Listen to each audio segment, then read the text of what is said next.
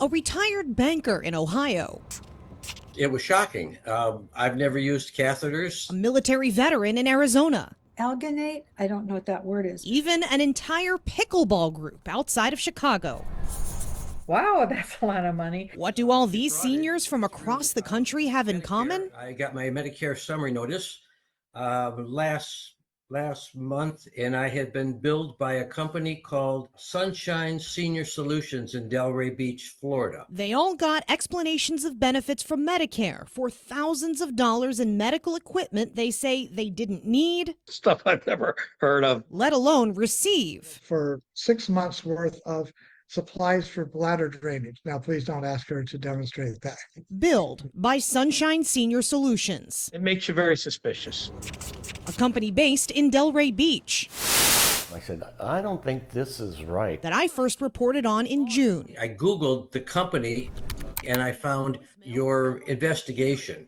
And I'm calling because we've received complaints from a number of people. Since my original story first aired, more than 24 Medicare recipients from all corners of the U.S. reached out to me with similar stories of their own. I thought, you know what? She should know about this. But unlike earlier this year, when people I spoke with reported getting statements for $5,130 worth of equipment from Sunshine, these bills are higher. $10,320. Almost $20,000 on these 4 claims. $11,760. $11,760 for intermittent urinary catheters, which I do not use. If I use them, I would certainly know that. 19 seniors shared their explanations of benefits with me.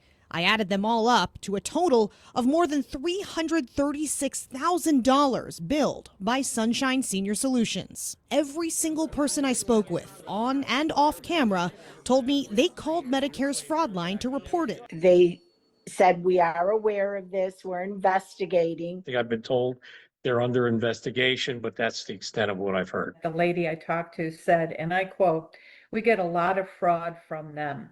In the past 3 months, we've had buku fraud complaints." I was kind of shocked. I thought that they could put the clamps on this and shut these people down, but evidently it takes time to investigate. I first contacted the Centers for Medicare and Medicaid Services in April to ask about Sunshine Senior Solutions. A spokesperson wouldn't confirm or deny the existence of an ongoing investigation, telling me on background at the time that things like fact-finding, legal review, and multi-agency coordination can cause an investigation to take months or even years. When I asked CMS about Sunshine Senior Solutions again 5 months later, the spokesperson sent me a similar response, but added CMS could suspend payments or revoke billing privileges if they do have concerns about a provider.